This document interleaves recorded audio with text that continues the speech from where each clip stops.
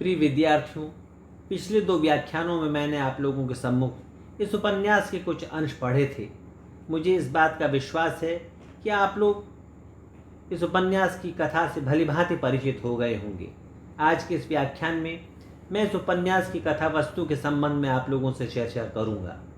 देखिए, निर्मला उपन्यास प्रेमचंद की एक संक्षिप्त कलेवर वाली कृति है।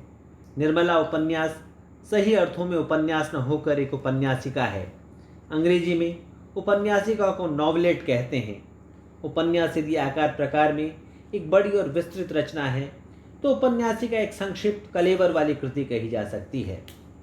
प्रेमचंद के आलोचकों ने प्रेमचंद के बड़े उपन्यास रंगभूमि, कर्मभूमि, गोदान, कायाकल्प आदि के आधार पर इस बात को सिद्ध करने का प्रयास किया है कि इन कथा कृतियों में घटना बहुलता और चारित्रिक बहुलता के कारण कसावट की कमी है और बिखराव उभर कर सामने आता है।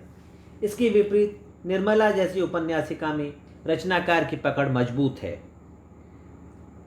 प्रेमचंद ने इस उपन्यास के कथानक को संक्षिप्त कलेवर में समेटा है।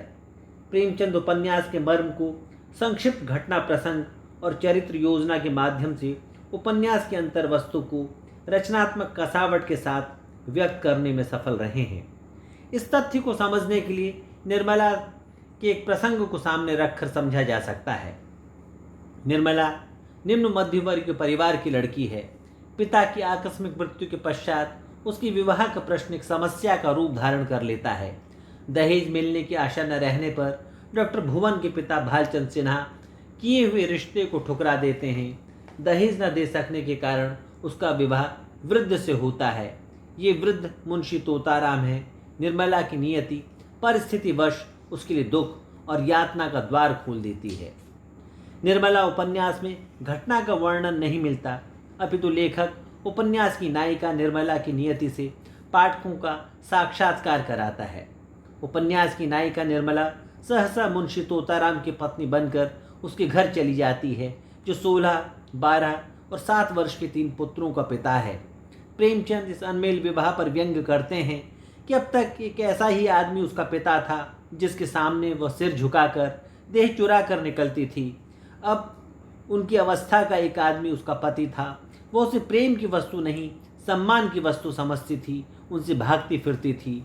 उनको देखते ही उसकी प्रफुल्लता पलायन कर जाती थी। इन शब्दों में प्रेमचंद ने अपनी उपन्यास की नायिका के हृदय की पीड़ा को खोलकर सामने रख दिया है। इस प्रकार निर्मला का कथानक एक मनोवैज्ञानिक समस्या के रूप में विकास पाता है।